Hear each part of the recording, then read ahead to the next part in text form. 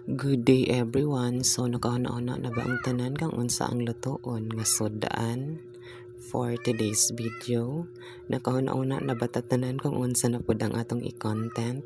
So karon ginata ang dabong na pud ang atong lutoon. So first dira pasigahon nato ang atong butin, and then after that ibutang nato atong kaldero, and then pag mawala na ang moist or mga basa-basa atong kaldero, magbutang ta og mantika, and then after that gisahon nato ang atong mga aromatics, which is ahos and then bombay. So na ako'y luya pero dili lang nako siya pilon og gisa kay ibutang nako later pag makabutang nako og tubig. So after that pag nigawas na ang mga aroma sa atong lamas, gisahon na pud nato ang atong dabong. So as always kapila nako nag-ingon ani no nga every time gata ko og gulay is ginagisa pa jud nako na siya una kay para pag gisahon gud nimo na siya is murag makadugang sa iyang lasa. So ukay-ukay lang na siya para ma-proportion ang iyang pagkagisa, and then lami pod ang atong gulay, no. So ukay-ukay lang na siya.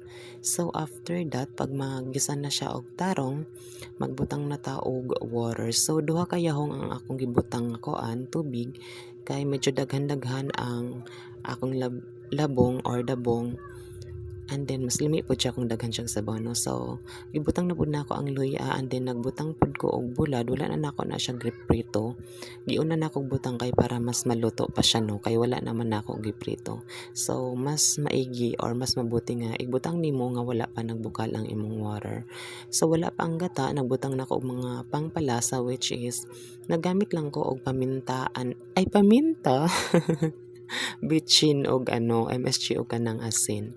So after the takloban, and then pag mubukal na siya, ukay-ukayon nimo kadali kay para ma-well mix ang atong mga pangpalasa nga gibutang og ang atong mga ingredients.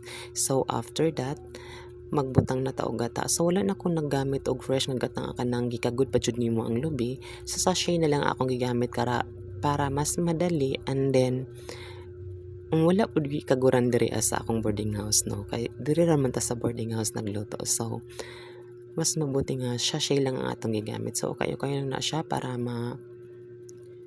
ma-well mix ang atong mga gipamutang nga kanang gata. Yes, ganun.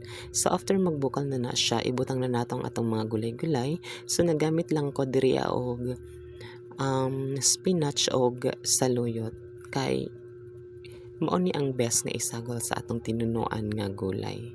So ingana lang na siya, ukay-ukayon nimo na siya para maluto ang atong mga gulay nga gibutang, and then ma-well mix siya sa tanan nga party sa atong gulay. So ingana lang na siya. So ito lang muna. Yummy na kay atong gulay, and that's it. Thank you for watching everyone. Babush!